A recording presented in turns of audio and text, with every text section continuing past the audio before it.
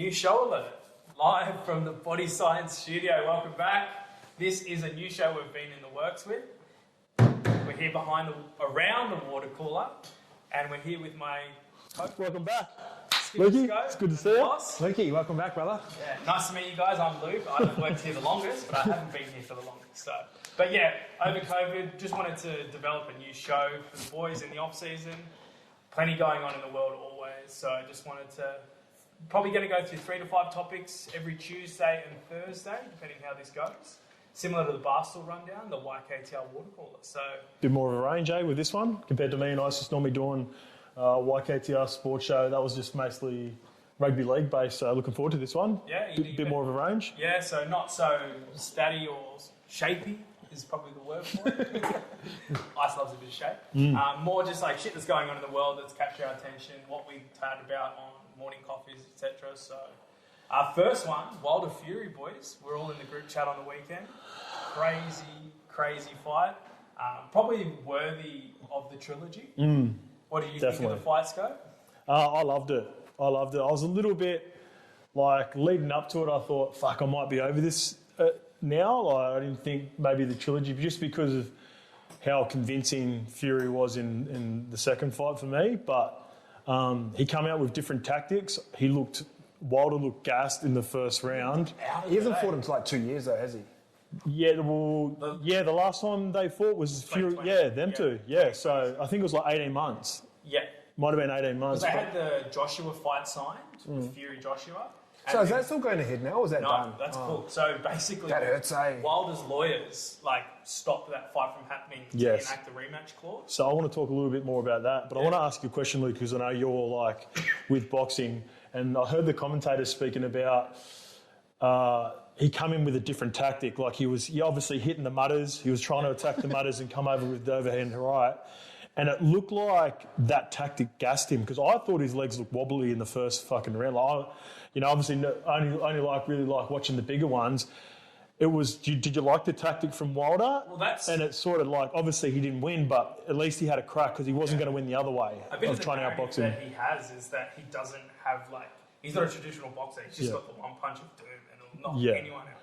So with the new camp, a big thing that I kept seeing in all the articles that I was reading is he's working on his jab, And literally, I think I said in the WhatsApp group, he's come out and he started jabbing. Jabbing the mutters, This is going to be interesting to see what he's done. But then, like you said, it just cooked him. Yeah. And then he got clocked. They both were on the ground. When you watch the knockouts, you see Wilder's on the ground. He's proper out of it. Fury's on the ground. His head, I'm sorry, in the mic, but his head never hit the mat. Yeah. So it was two different styles of he was just proper cooked. Yeah. But it was just, he sacked his old, the guy that threw the towel in, he sacked him in the change room last time. So he's got a whole new camp, whole new everything. Yeah, okay. Is that a good thing or a bad thing? I think it's probably a good thing. Yeah. Imagine if he got cooked like that, like he did this fight, in the second fight. He would be way more rattled for the rematch anyway. What does that mean for him now? Because obviously records matter in boxing, don't they? Yeah, so it's not like UFC, you can lose a couple and still be the man. Yeah, look at the Diaz boys. Yeah. They've mastered losing. Well, obviously you got Usyk, I think his name is. Usyk. Is it Alexander Usyk? Yeah, Alexander. I believe that's his name. See, this is what sucks about that fight, because although I don't think Joshua is as good as Wilder, that build-up for that fight would have been fucking massive. Hey, Lukey, in the UK, living over there with Fury and how big Joshua is, I know, the States are good at pumping up their fighters, but, that fight would have been crazy big, so... Unreal. It sucked that be able to happen. Yeah. You look at, I think I was watching a video of Charles Sonnen yesterday. The 3 biggest stars in the UFC now, Masvidal. Yeah. No, sorry, Conor first. Conor, yeah. Masvidal second. And the third one is Nate Diaz. Yep. What do the 3 of them have in common?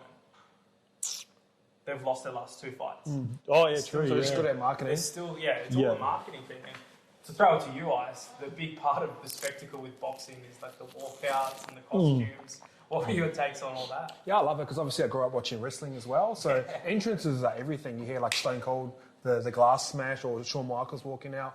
I love the theatrics of everything rolling up to it as well. So obviously I'm not a big boxing fan, but I do enjoy watching the fights, only the main ones. But I'm all about marketing the lead up. Well, that's what hurts. There's so many talented boxers on that card and nobody knows who they are. You're only tuning in for the big fight, where Was it Sanchez on the card before? Like, that's the first I'd seen of him. Like, some of these, the two.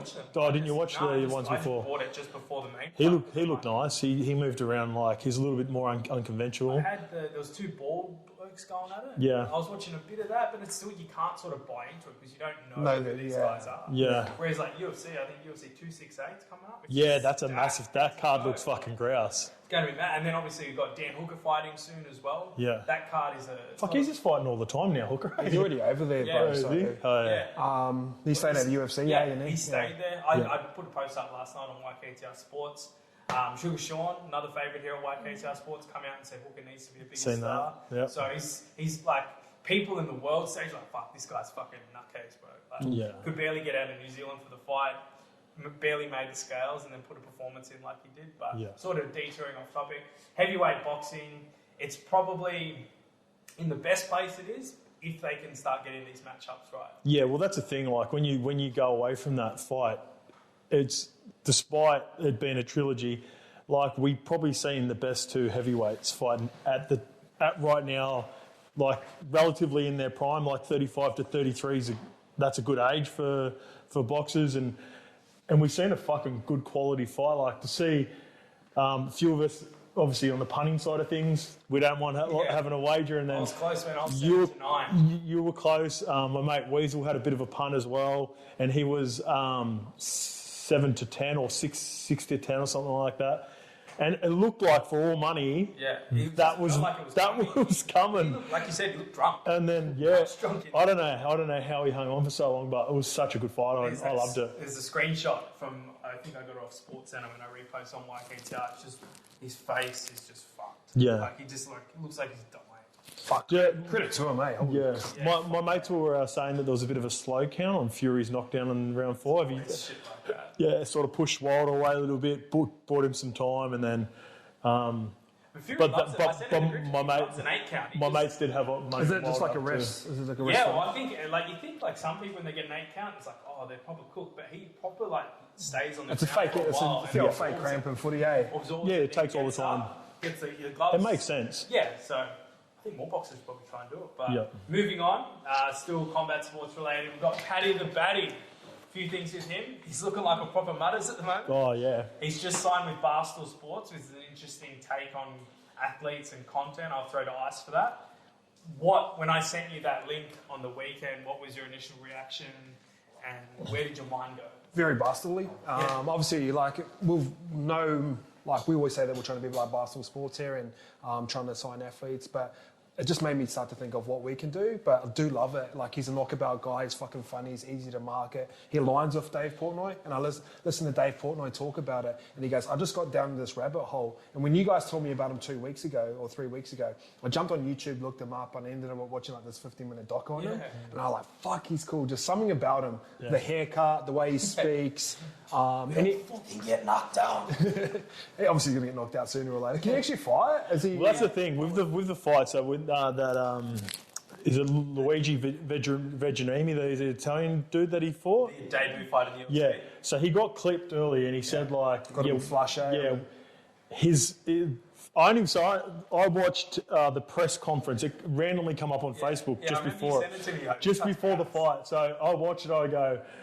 He said he was going to knock him out round 1, and because he's a Liverpool scouser, we both love Liverpool. I went, fucking, I'll put some money. I had no idea who he was.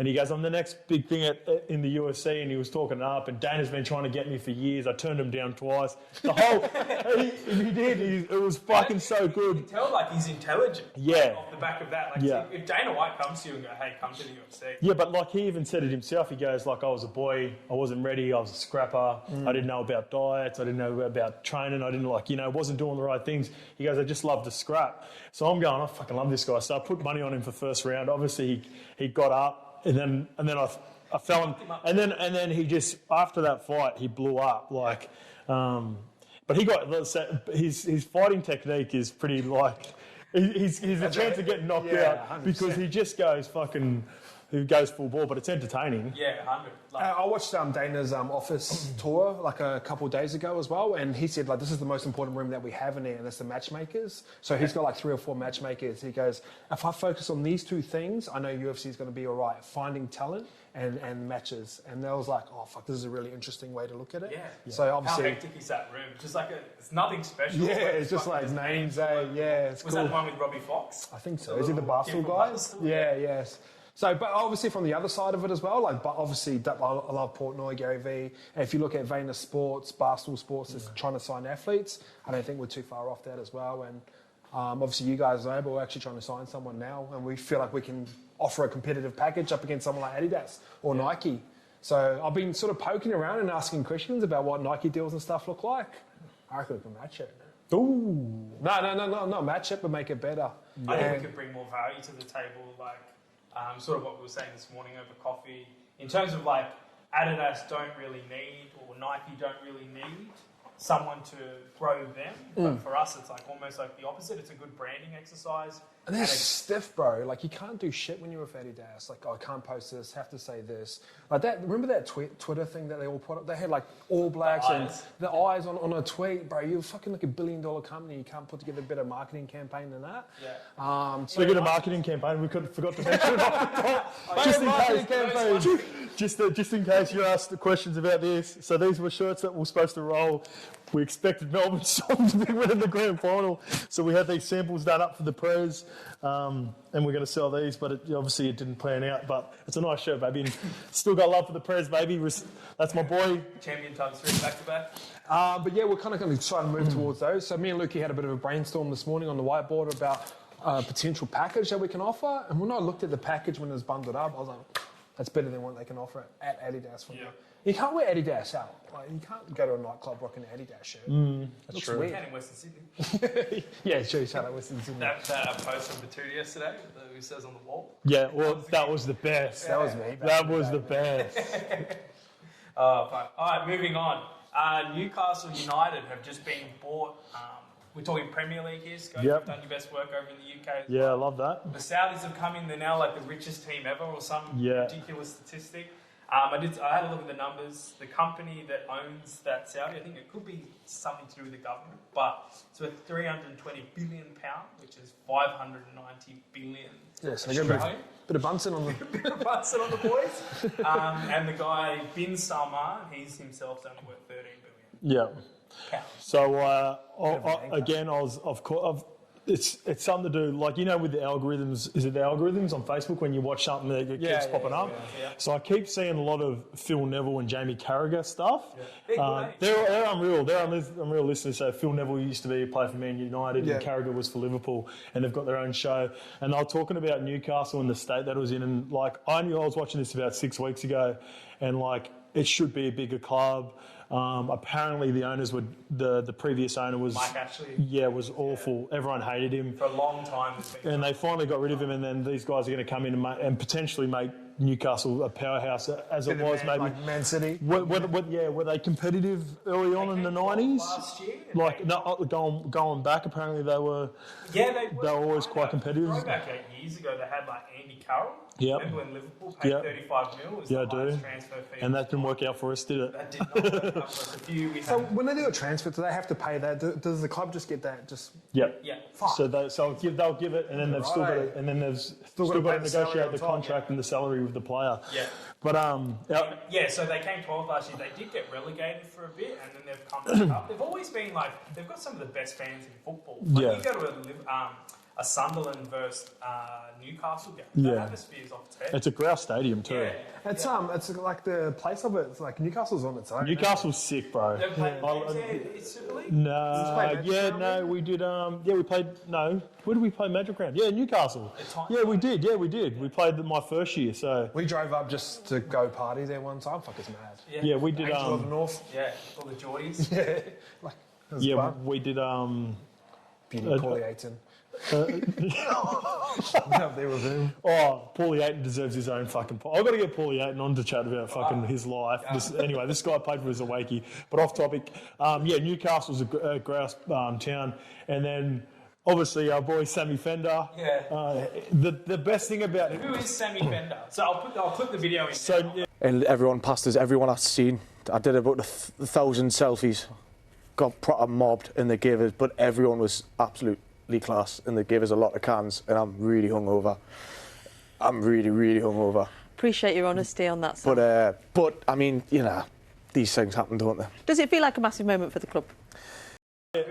he's an artist apparently. So this is the first I've seen him again, like on Instagram. So he went on a talk show and he's wearing his Newcastle kit. I actually thought he was a player. Yeah. Originally I thought he was a player. Then so he's an artist over there. He's got a few songs, and he must be like a diehard Newcastle fan. And he sings, like he might sing some of the songs. You know how Liverpool got the songs that they sing at the stadium or whatnot. But yeah, he was in a bad way on the morning show. Like for our version, it looked like our version of Karl Stefanovic and that. And the best thing about it is, like, as much as we love Larry Emder, like. There's one letter off, eh? Yeah, it's one letter off, and he doesn't really Larry. Yeah. At least with Sammy Fender, we know he fucking Sammy Fenders. Does his best work. You can tell he had You know the Mexican one, the Freddie Fender? Have you heard of him? Nah. He's an old school singer, so all the Kiwi blokes used to love him. Oh, so that's their one, the Kiwi boys? Freddie, Freddie Fender. Yeah, Freddie Fender, grouse. But yeah, that was a funny clip that you sent through. I'll make sure it's clipped into the Yeah, video. got to get Sammy up. Did you much EPL when you were over in the UK? No? Nah, when I got there, they're like, you got to support a team, and everyone's like Leeds United. And I always love their song. It's the same as the Leeds Rhino song, they're marching on. Yeah. And I went to a couple games. Me and Chico have been to a couple games here, like Chelsea. He goes in and out. He's a bit of a Chelsea fan. Isn't No, he's all over the he? shop. He's a Didier Drogba fan. Yeah. He's loving.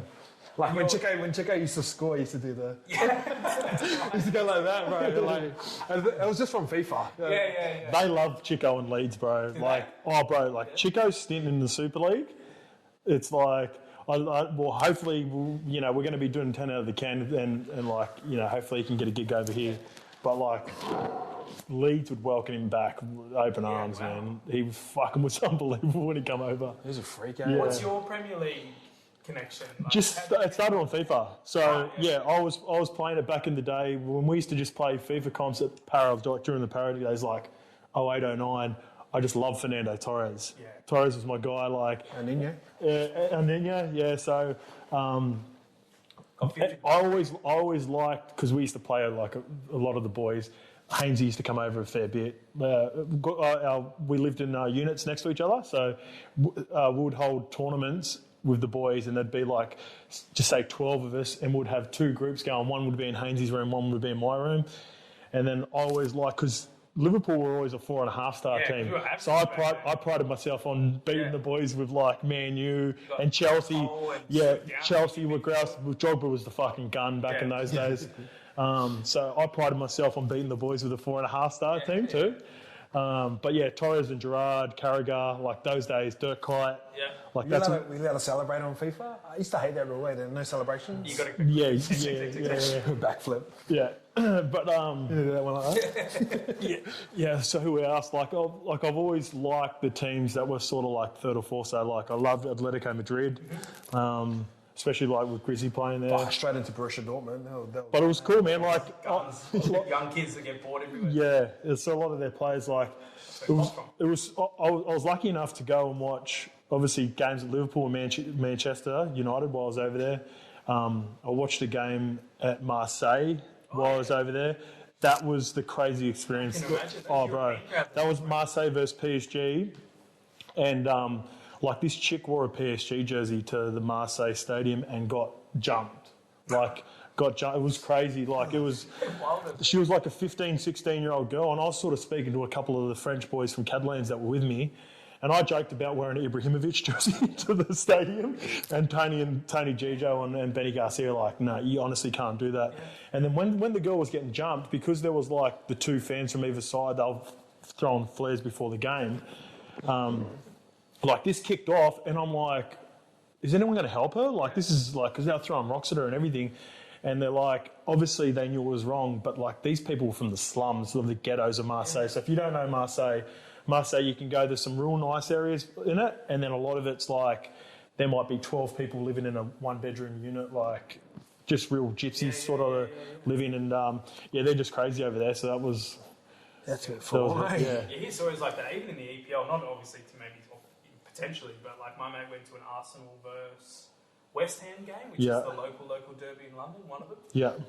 And there's like cops going like, don't even think about going on Yeah. the street. You'll die. Remember they done the press conference of that new coach, and he went to go do the press conference, and the fans walked in and just ripped the jersey off him. And it was like the first day he was there. Like, you're not coaching us. Imagine that. Yeah, it's different over there. All right, finishing it off, the new show, Watercooler. There's a horse. You want to tell the punters and not punters? Yeah, we're excited. YKTR friends and family. Yeah, so we've got ourselves a colt. He's a big, strong boy. We have linked up with Campton Racing. Guy Adam Campton reached out to us. I think I know him. Oh yeah, he might have started. Sydney? Well, he's been in Hong Kong for a couple of years. I know him. He's one of my mates. Okay. Yeah. Well, yeah. Friend. Yeah, He's grouse. trying to get some percentage in there. Yeah. Nah, No, Lukey. my mate's got a percentage in another horse that he has. I'm pretty sure. Well, it ain't this horse. It ain't this Yeah. horse. Yeah, it's not this one. Keep going. So we're going to align ourselves with them. We've got a percentage in the horse. We don't have to talk in money or percentages, but we're aligned with a colt. Load up. Yeah, we're excited about it. Back the truck up. So what happens? This is what happens. So I said, can we name it? Like, if we're going to be affiliated, can we name it? And I want Katoni, right? Because it's up in Gold Coast, it's up in Brisbane. That's where that's where the stable is. So I'm like, Katoni, that just suits us to a T. So it's been put to a vote. We haven't. So it's pretty much. It's Campton and those boys, they'll be voting. It's us. Adam Campton's a Broncos fan, so he's keen as for it. But he's got a couple of his mates, so we're trying to get Katoni over the line.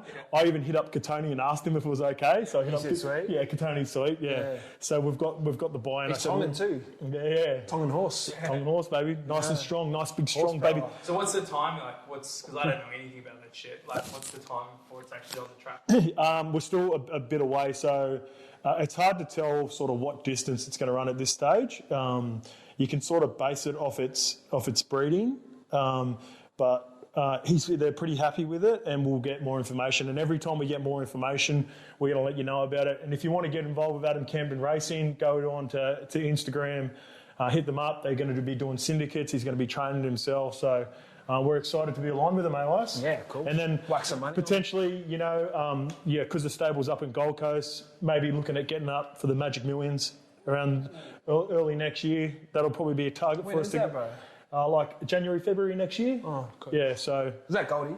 yeah, Cool. And that's like back in the day, all the Manly boys used to go up there and it was like a yearly thing. Like it's like the best race day to go up in Goldie. So if we can get up there for that, that'll be. See, Larry's brother's banned there for life. What did he run on the Yeah, track? he ran on the track naked. Oh, I did see that. Yeah, I seen that, and then I ended up finding out later, like it was Larry's brother. But it's pretty cool, eh? Good little segue there. Running on the track. Rowan Browning, Oh yeah, Aussie sprinter, Olympics. He's cool. Of Olympic fame, 10:09, I think he ran. Yep. He was in the quarterfinal for the 100 metres. he'd be cool to get on for a podcast. So we wouldn't mind Where's he reaching out from, to him. Melbourne? I think, I'm not too sure. Do you know where he is? Yeah. Obviously he was a big star in the Olympics when he hit that heat, and then I found on Instagram he's just drinking beers straight after his 100 metres. Yes. Down at the track. South Sydney. South Sydney. Oh, is he? Around there? Grew up in South Sydney.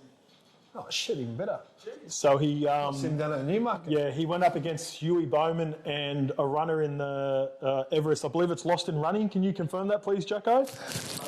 He raced on Randwick yesterday because with the Everest is coming up, which is the A little promo for it, was it? yeah, a little promo for it. Huey Bowman started on a handicap a couple of 100 metres behind him and come home, started getting into Lost in, I believe it's Lost in Running, Jacko.